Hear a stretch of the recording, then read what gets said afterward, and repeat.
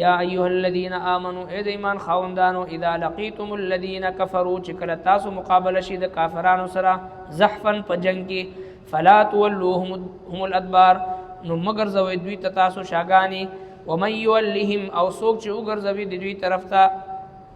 یومئذ په دغه ورځ دبره خپل شا الا متحرفا لقتال مگر چې راګرځدون کی وي د جنگ د پاره او متحیزا یا پناه لټون کی وي الافیه د یو ډلې طرف ته فقد باء نو بشک دی رالو بغضب من الله په غضب کې د الله ومأواه جهنم او زید دی دوزخ دی وبئس المصير او ډیر بد زید هغه فلم تقتلوهم پستاسو ان وجلدوی ولكن الله قتلهم لیکن الله جل شانه وجلدوی وما رميت او نو وشتلتا موټي د خوري اذ رميت چې کله وشتلو تا ولكن الله رمى لیکن الله جل شانه وشتلو وليبلي المؤمنين او د پاره دي چې اوزمای مؤمنان منه د خپل طرف نه بلاء حسنا ازمیخ ان الله سميع عليم بشک الله جل شان اوریدن کی په هده ذالکم دعوا مدعا وان الله موهن او الله جل شان کمزور کون کی کید الکافرین تدبیر د کافرانو او چې کله دوه لخکری او بل ته مخامخ شوي رب کائنات د مسلمانانو د قدمونو د مضبوطو کولو د پاره د زړونو د اطمینان د پاره ملائک راولګل براه راست فرشتي د دوی د مدد د پاره رال او باقاعده طور باندې الله سبحانه و تعالی د فرشتو ته د کفارو د مشرکینو د قتلولو طریقه ورته خودره چې په سټونو باندې ووهي او دغه شانتی د دوی د یو جوړ ولا ووهي او په دې طریقې سره دوی قتل کوي ځکه خو صحابه کرامو به وی چې مونږه یو کافر ته ونږدې شو چې اراده به موږ چې د دې سر قلم کو نو زمونږ د وار نه مخکې دغه سټ به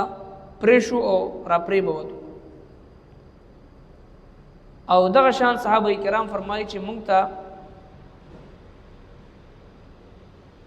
د هغه کسانو چې کوم زمونږ د لاسه قتل شو او د هغه کسانو چې کوم ملائکو وجلو مونږ ته صفا پته لګیدو په مړو کې ځکه چې کوم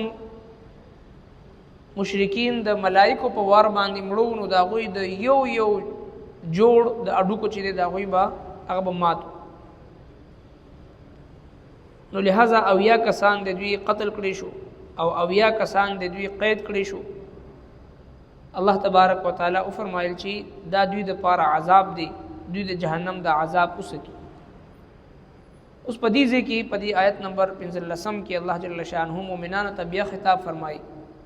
چې اے مؤمنانو چې کله هم تاسو جنگ ته مخامخ شئ جنگ سره نو رستکیږي بنا چې چا مخ وګرځو او کفارو ته شاکړه نو دا د الله جل شانه د قهر او د غضب لاندې راغی البته سم مخصوص صورتونه دا غینه مستثنا دي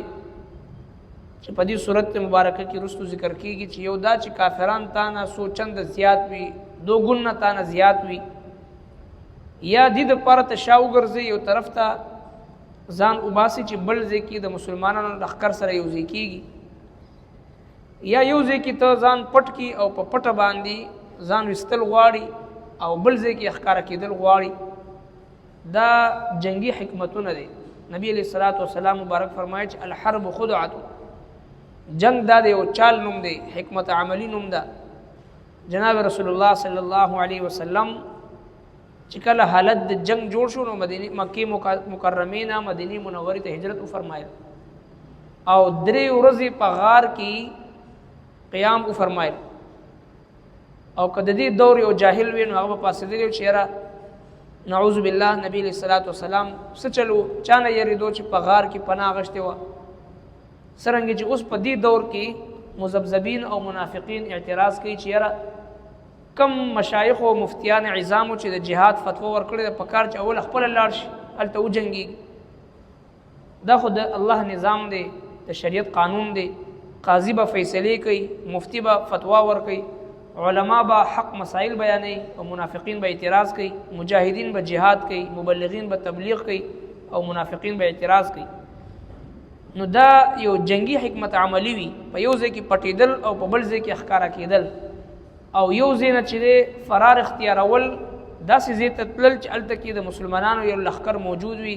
د هغوی سره ملګري شي او د دشمن مقابله وکړي. هغه صورتونه چې کم د مجاهدینو دپاره په جنگي حکمت عملی کې داخل وي، په جنگي چال کې داخل وي، هغه ته مستثنا دی، هغې ته څوک بزدلي نه شي ویلی. یو داسې طریقې سره میدان جنگ نه یو طرف ته کېدل یا په پټه باندې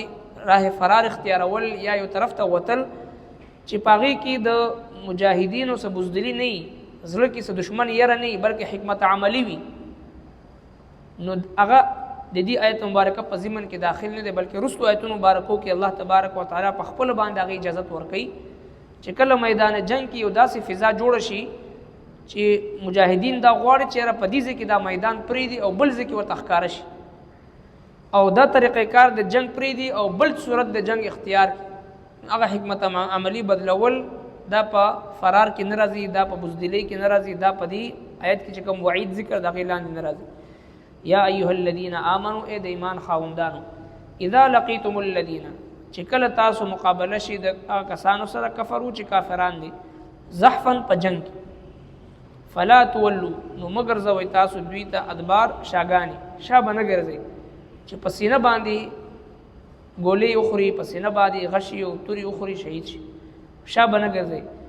ومن یولهم، او څوک چې وګرځوي یومئذ په دغه ورځ دبره شاگان شاخ پل، الا متحرفا لقتال، اغا استثناء اغا صورتونه دي چې کم صورتونه معاف دي، الا متحرفا لقتال، مگر دا چې راګرځېدونکي وي د جنگ دپاره،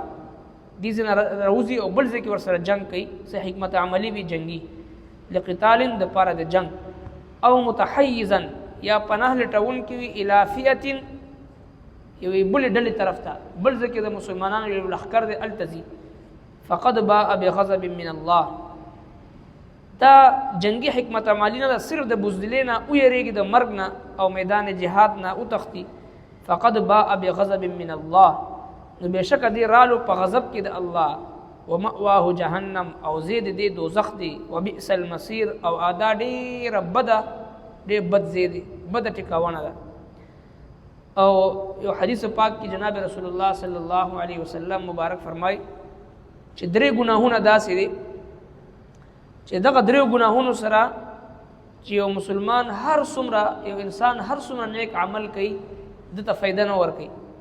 د دپاره بیکاره دی چې هر څومره نیک عمل کوي. وړومبی شرک دی، او دویم د مور پلار نافرمانی ده، او دریم میدان جهاد نه راه فرار اختیارول دی. نو دا درې ګناهونه چې یو کس کې وي، که هغه هر څومره نیک عمل کوي، هغه ته نیک عمل هغه فایده نه ورکوي. اوس رب کائنات فرمایي مسلمانانو ته چې کله دوی د غزوه بدر نه رالل، قصې بیانولي چې فلانکي ما قتل کو، بل وی چې فلانکي ما قتل کو، بل وی فلانکي زما د تورې نه قتل شو. رب کائنات فرمایي تاسو خو قتل کو، خو حقیقي سبب چې دی هغه د الله تبارک وتعالی ذات دی. فلم تقتلوهم، پس تاسو اونو وجل دوی، ولکن الله قتلهم، لیکن الله جل شانه وجل دوی. وما رمیت، او نو وشتلی تا چې کله تا وشتو، اذ رمیت چې کله تا وشتو، ولکن الله رما، لیکن وشتلو الله جل شانه، الله جل شانه وشتلو دوی لره. دا غشي چې وشتو جناب نبی کریم صلی الله علیه وسلم ته الله تبارک وتعالی جبرئیل علیہ السلام راولګلو او عرض کو چې یا رسول الله ته یو موټی خور راواخله او دی مشرکین طرف ته شاهت الوجوه دا کلمات او د دوی مخونو طرف ته ورله. نبی علیہ السلام مبارک چې کله خور ورويشته نو هغه ټول سترګو کې هغه ورالي، سترګې به پټې شوې او مسلمانانو ته صحابه کرامو ته لارې کولوي شو. وليبلي المؤمنین، او د پاره دي چې اوزمای الله جل شانه منه د خپل طرفنا بلاء ازمیخ حسنا خ ازمایش الله تبارک وتعالی فرمایل په دې سره ان الله سمیع علیم، بشک الله تبارک وتعالی اوریدون کی علم والا دی. ذالکم دا مدعا مدعا دغه واقعا وا چې کوم د الله جل شانه د نصرت او د مدد واقعا وا وان الله موهن او دا چې الله جل شانه کمزوري کون کې کید الکافرین تدبیر د کافرانو د الله تبارک وتعالى تدبیر هغه د کافرانو کمزوري کون کې نو د مؤمنانو ته د جهاد فی سبیل الله ترغیب دی او چې کله یو مؤمن د کافر په مقابله کې میدان کې وي د رب کائنات مدد او نصرت با هغه شانتی راضی سرنګ چې با میدان بدر کې راغلے ہو فضائے بدر پیدا کر فرشتے تیری نصرت کو اتر سکتے ہیں قطار اندر قطار اب بھی یا ایها الذین آمنوا اے ایمان خاوندانو اذا لقیتم الذین کفروا چکل تاسو مقابله شي د کافرانو سره زحفا په جنگ کې فلا تولوهم الادبار نو مگر زوی دوی تاسو شاګانی ومن یولهم او سوک چې وګرځوي د دوی طرف ته یومئذ په دغه ورځ دبره خپل شا الا متحرفا لقتال مگر چې راګرځدون کی وی د جنگ د پاره او متحیزا یا پناه لټون کی وی الافیه د یو ډلې طرف ته فقد باء نو بشک دی رالو بغضب من الله په غضب کې د الله ومأواه جهنم او زید دی دوزخ دی وبئس المصير او ډیر بد زید هغه فلم تقتلوهم پستاسو ان وجلدی ولكن الله قتلهم لیکن الله جل شانه وجلدی وما رميت او نو وشتلتا موټي د خوري اذ رميت چې کله وشتلو تا ولكن الله رمى لیکن الله جل شانه وشتلو وليبلي المؤمنين او د پاره دي چې اوزمای مؤمنان منه د خپل طرف نه بلا ان حسنا ازمیخ